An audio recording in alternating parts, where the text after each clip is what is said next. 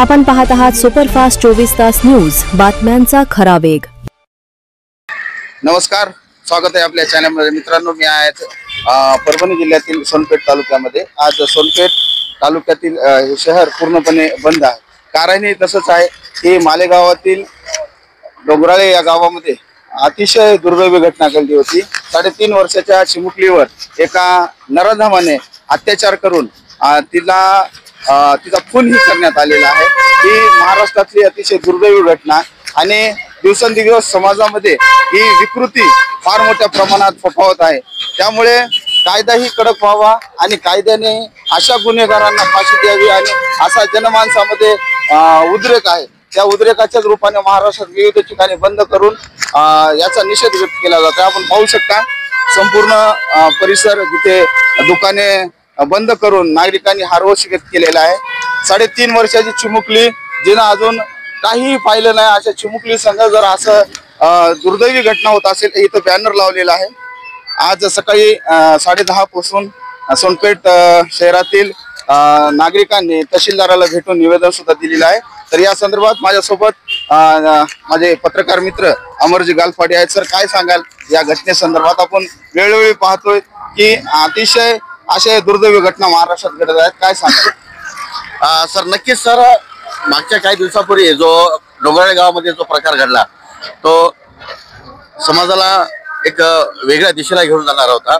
याचं प्रमुख कारण असं की न कळती जी लहान चिमुकली 3-3.5 वर्षाची चिमुकलीची मुलगी होती, त्या मुलीनं तिला काहीच नव्हतं, तिला जग सुद्धा पाहिलेलं नव्हतं, तिला कोणत्या प्रकारची समज नव्हती, तरी सुद्धा त्या नराधमानं तिचं लैंगिक शोषण करून तिला ज्या निर्घुणपणे तिचा जो खून केला हे निंदनीय, फारच निंदनीय आहे।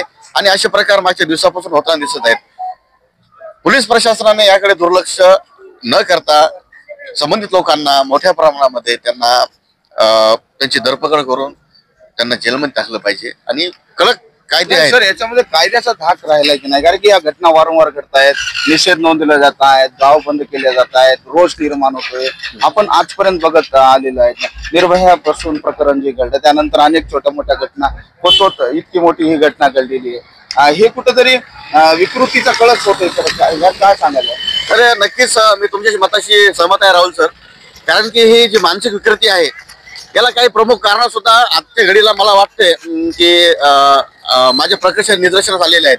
त्यापैकी प्रमुख कारण असू शकते सर मोबाईल, सोशल मीडिया आणि त्या माध्यमातून सहज काही गोष्टी व्हिडिओज असतात, काही पॉर्न्स व्हिडिओज असतात किंवा काही असे काही ज्याच्यावर शासनाने बंदी घातलेली आहे, असे काही साईट्स असतात। त्या साईट्सवरती जाऊन कमी वयामध्ये, नकळत वयामध्ये काही मुलं जे असतात ते असे काही अश्लील व्हिडिओज बघतात, काही गोष्टी होतात। त्यामुळे त्याचा सुद्धा एक वेगळा इफेक्ट त्या मुलांवरती झालेला दिसतोय आणि यातूनच शारीरिक सुखाच्या मागणीसाठी, शरीराची भूक भागवण्यासाठी हे मुलं असे प्रकार करत असतात किंवा बदलाची अजून एक मुद्दा येतो की आपण कायदा कडक व्हावा आणि कायद्याची कशी अंमलबजावणी व्हावी किंवा तसा धाक असावा, हा एक विषय।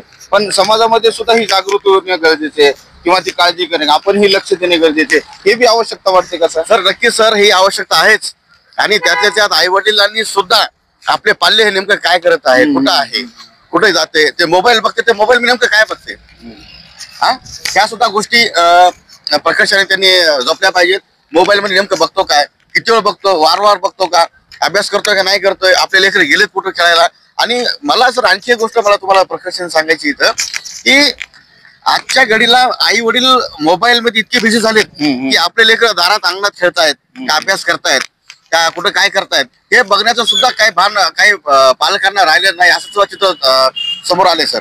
आणि यामुळं पालकांचं सुद्धा लेकरावरती जे हे व्हायले, दुर्लक्ष व्हायले, त्यामुळे सुद्धा काही गोष्टी कारणीभूत असाव्यात।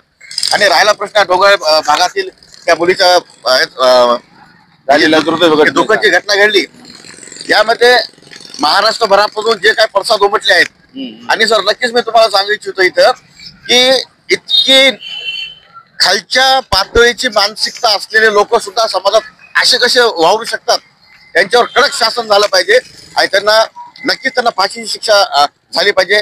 आणि भविष्यामध्ये ह्या लोकांच्या माध्यमातून यांना असं शासन करावं की येणाऱ्या बऱ्याच पिढ्या ज्या आहेत त्या यांनी अशा घटना करू नयेत आणि आपण असे प्रकार नाही केले पाहिजेत असं त्यांना लक्षात आलं पाहिजे. निश्चितच सर, धन्यवाद. मित्रांनो, खऱ्या अर्थाने की समाजात वाढत चाललेली विकृती, त्या विकृतीला रोखणं प्रत्येक नागरिकांचं कर्तव्य आणि दक्ष राहणं काळाची गरज आहे. कायदाही कठोर व्हावा आणि हा रोज सोनपेठ शहरामध्ये आज मोठ्या प्रमाणामध्ये नागरिकांनी हे पूर्ण आपण पाहू शकता की हे बंद ठेवून आजचा निषेध व्यक्त केलेला आहे. कायद्याने त्या नराधमास कडक शिक्षा व्हावी ही सर्वांची तीव्र भावना आहे.